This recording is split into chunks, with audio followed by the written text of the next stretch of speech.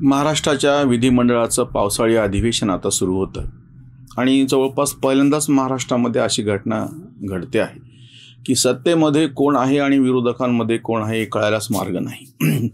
सत्ताधारी कधी तिकडून कधी इकडून, विरोधक कधी तिकडून कधी इकडून, म्हणजे पूर्णच्या पूर्ण त्या विधिमंडळाचं काय म्हणता येईल त्याला अशी काही भेसळ सरमिसळ होऊन गेलेली आहे. म्हणजे काल ज्यांच्यावरती तुम्ही कडाडून हल्ले करत होते, विरोध करत होते, त्यांच्या नावानं शिव्या शाप देत होते, गाडीभर पुरावे दाखवत होते, सगळं सांगत होते, ते आता तुमच्या प्रत्यक्ष मांडीला येऊन बसलेले आहे. तुमच्या बरोबर जे होते 25-25 वर्षाची जिंचे बरोबर सत्ता तुम्ही राबवली किंवा विरोधामध्ये होते किंवा राजकारण केलं हिंदुत्वाचं, भाजप आणि शिवसेना, त्याच्यातला उद्धव ठाकरे बरोबरचा गट आता समोर जाऊन बसलेला आहे. म्हणजे विरोधी पक्ष नेते म्हणून अंबादास दानवे आहेत तिकडं आणि ह्यांच्याबरोबर इकडं कोण बसलेलं आहे तर अजित पवार बसलेला आहे. ह्या सगळ्यातून जे चित्र समोर उभं राहतं आहे ते यासाठी काय म्हणता येईल त्याला चिंता करणारं आहे. कोणाला असं वाटेल की ह्या ज्या पद्धतीचं राजकारण महाविकास आघाडीने केलं, शरद पवारांनी केलं, त्याला उत्तर द्यायचं म्हणून जशाच तसे ठोशास ठोशा असा द्यावाच लागतो, संत राहून चालत नाही आणि सत्ता कशी मिळणार. हे जे सगळे तडजोडी सांगणारे लोक आहेत ना, ते नेमकं आम्ही एक तुकारामाच्या अभंगांचं जे आमच्याकडे विवेचन चालू आहे त्याच्यामध्ये सोन्याचा दागिना कसा बनत नाही आणि हिन कसं मिसळावं लागतं म्हणून सगळे तडजोडीचं समर्थन करणारे लोक आहेत. जेव्हा की संतांनी चंदनाचे हात पाय ही चंदन परिसा परी हिन नाही कोणी, परिसाचे नाही हिन कोणी अंग, म्हणजे सगळं कसं शुद्ध असतं असा तो तुकाराम महाराजांचा अभंग आहे. इथं हे सगळे तडजोड सांगणारे प्रत्यक्ष चारित्र्य म्हणा, नैतिकता म्हणा, तुमचं एक काही जी काही वैचारिक तुमची भूमिका होती ते सगळं म्हणा, ते का सोडले याचं उत्तर देत नाही. आणि ते सोडून जर सत्ता मिळवायची असेल, बरं प्रत्यक्ष सत्ता मिळालेली असताना मागच्या व्हिडिओमध्ये केलं आणि बऱ्याच भाजप भक्तांना ते आवडलं नाही, त्यांना आवडलं नसलं तरी काही पर्याय नाही. वस्तुस्थिती तशी आहे, जेव्हा की प्रत्यक्ष सत्ता हातामध्ये होती, महाविकास आघाडीचं सरकार कोसळल्याच्या नंतर गेल्या 1 वर्षापासून देवेंद्र फडणवीस आणि एकनाथ शिंदे सरकार सत्तेवरती आहे. सत्ता नव्हती असं नाही, पाठीशी पाठबळ होतं का ती आहे.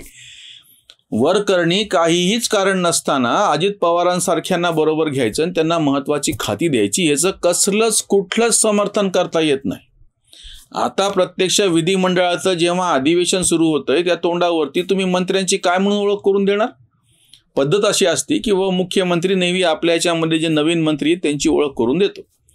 आता ह्या 9 मंत्र्यांची ओळख काय म्हणून सभागृहाला करून द्यायची.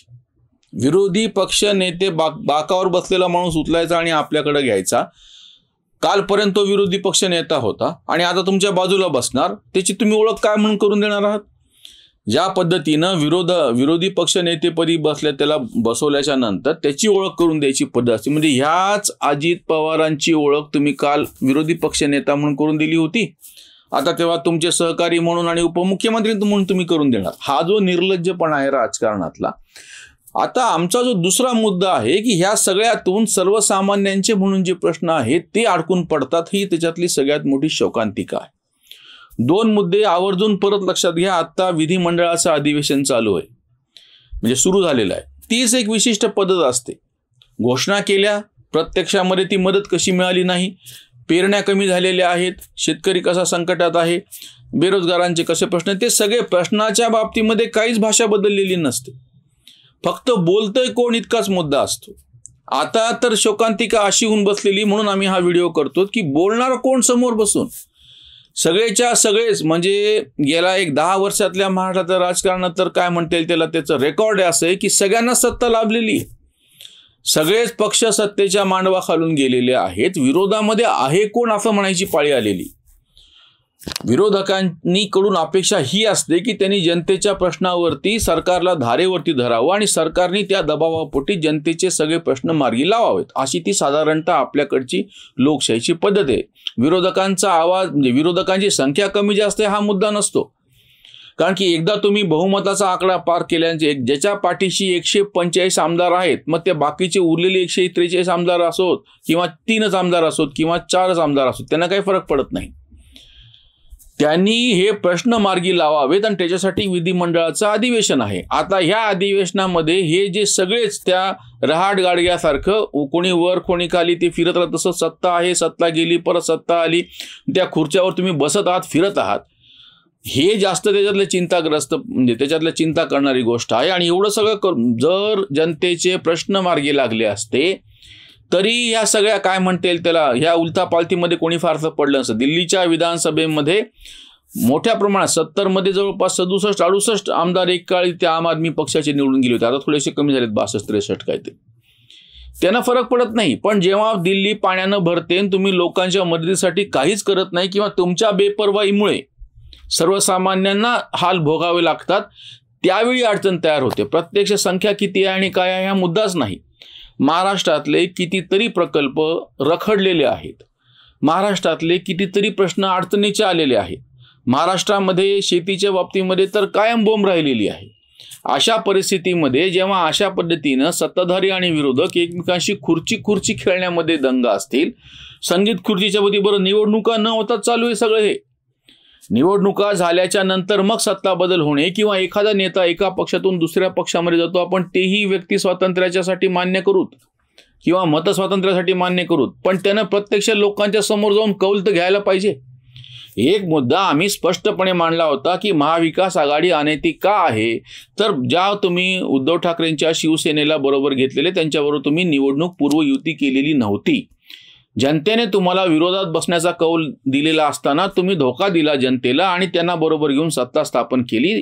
हे दुरुस्त करण्यासाठी म्हणून एकनाथ शिंदे गट जेव्हा बाहेर पडला आणि भाजप बरोबर आला, आम्ही त्याचं समर्थन या मुद्द्यावरती केलेलं होतं. कारण की या युतीला आम्हाला पटतंय की नाही पटतंय, वैयक्तिक पातळीवरती मला काय वाटतंय असा मुद्दा नाही चाललेला. सर्वसामान्य जनतेने भाजप सेना युतीला निवडणूक पूर्व युती असताना त्यांना स्पष्ट बहुमत दिलं होतं, तेच आज सत्तेवरती आहेत म्हणून त्याचं समर्थन केलं होतं. आता जेव्हा तुम्ही अजित पवारांच्या नेतृत्वाखालचा गट तुम्ही समाविष्ट करून याचा अर्थ काय? त्यांच्या विरोधात तुम्ही निवडणूक लढवली होती. आता महाविकास आघाडीमध्ये ते तुमच्या समोर विरोधामध्ये बसलेले होते. त्यांच्या काळातला जो भ्रष्ट कारभार आहे त्याची लक्तरे तुम्ही प्रत्यक्ष त्या विधिमंडळातच काढलेली होती आणि आता प्रत्यक्ष त्यांच्या मांडीला लावून तुम्ही बसणार आहात. आणि हे सगळं होत असताना आत्ता याच कालखंडामध्ये जनतेचे जे महाराष्ट्रातले प्रश्न आहेत ते सगळे अडकलेले आहेत. त्यांची सुटका होत नाहीये. एक समृद्धी महामार्ग झाला, एकदम चांगली गोष्ट. महाविकास आघाडीच्या काळामध्ये तो रखडलेला होता, या शासनाने त्याला गती दिली. सगळ्या शहरांमधल्या रस्त्यांचे प्रश्न बिकट होऊन बसलेले आहेत. या ज्या छत्रपती संभाजीनगरमधून मी हा व्हिडिओ करतोय त्या ठिकाणी तर रस्त्याचे कामं झाले, इतके खराब झाले की ते रस्ते उखडून परत नव्यानं आता रस्ते करावे लागतात. ह्या सगळ्यामध्ये जनतेचा पैसा मातीमध्ये गेला, जनतेला त्रास. आत्ता इथली गोष्ट आहे, रस्ते केले, सिमेंट रस्ते केले महाविकास आघाडीच्या काळामध्ये, ते रस्ते खराब झाले. लगेच 6 महिन्यात रस्ते उखडले गेले, खराब झाले, भेगा पडल्या. आता ते पूर्णच्या पूर्ण उखडून परत नव्याने रस्ते करावे लागतायत. जो रस्ता नवीन झाला होता, ज्याच्यावरती पैसा खर्च झाला होता, त्याच्यावरती तातडीनं परत काम करावं लागते. ही शोकांतिका आहे महानगरपालिका असलेल्या मोठ्या शहराची, विभागीय केंद्र असलेल्या शहराची, कुठल्या आडवळणाच्या गावाची नाही. तिथले तर काय हालेत विचारूच नका. हे सगळं अशा पद्धतीचं अडचणीचं असताना तिकडं सत्तेचा खेळ चालतो आहे, सत्तेची रंगीत खुर्ची रंगते आहे. ही अडचणीची बाब आहे. म्हणजे तुम्हाला त्याशी काही देणं घेणं नाही. हे सगळं करून जरी तुम्ही जनतेचे प्रश्न सोडवताल तर एक वेळ जनता माफ तरी करेल, पण ते तसं होत नाही. सर्वसामान्यांच्या बाजूनी तुम्ही उभं राहायला पाहिजे विरोधी पक्ष म्हणून. तसं न करता तुमचा डोळा फक्त सत्तेच्या खुर्चीवर असतो. आणि पुढची गोष्ट, सत्तेच्या आघाडीत गेल्याच्या नंतर परत मला मंत्रीपद कसं भेटेल यासाठी जेव्हा आमदारांची तडफड चालते तेव्हा लक्षात येतं की हे सगळं चालू कशासाठी आहे.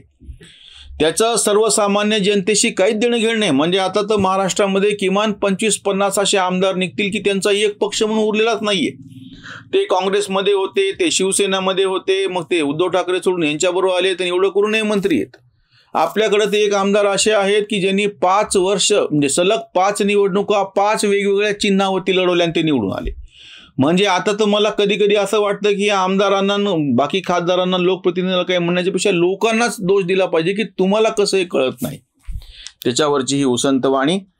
सत्तेमध्ये सारे विरोधात कोण, प्रश्नावर मौन जनतेच्या. दुष्काळ नेहमी कोरडानी ओला, पोटामध्ये गोळा जनतेच्या. प्रत्येकाला लाभे सत्तेची ती खुर्ची, फक्त लागे मिरची जनतेला. करावी निवड आग की फुफाटा, पायामध्ये काटा जनतेच्या. नाही दोन बाजू आता या नाण्याला, या वालीना जिण्याला जनतेच्या. शाही लोकांचीच झाली लोकशाही, बोटा फक्त शाही जनतेच्या. सत्तेचा अवघा झाला एक रंग, सत्तेचा अवघा झाला एक रंग, स्वार्थामध्ये दंग कांत म्हणे, स्वार्थामध्ये दंग कांत म्हणे. सगळेच यांनी आपल्या स्वार्थासाठी हव्या तशा वाटेल त्या तडजोडी केल्या, वाटेल त्या पद्धतीनं पक्ष बदलले, वाटेल त्या पद्धतीनं कोलांटोड्या मारून सत्तेची खुर्ची हस्तगत केली. आणि ह्या सगळ्यामध्ये जो काही तोटा होतो आहे तो प्रत्यक्ष जनतेला भोगावा लागतो आहे. लोकशाही म्हणल्याच्या नंतर 5 वर्षात एकदा मतदान करायचं, नंतर डोळे झाकून गपचूप बसायचं, ही जी वाईट सवय आपल्याला लागलेली आहे, हा तुमचा माझा दोष आहे, त्यांचा नाही. काही त्याच्या अतिशय अश्लील आणि ग्राम्य भाषातल्या म्हणी आहेत, ते मला इथं वापरता येणार नाही. दोष त्याचा नसतो, दोष तुमचा असतो की तुम्ही ही संधी त्यांना उपलब्ध करून दिली.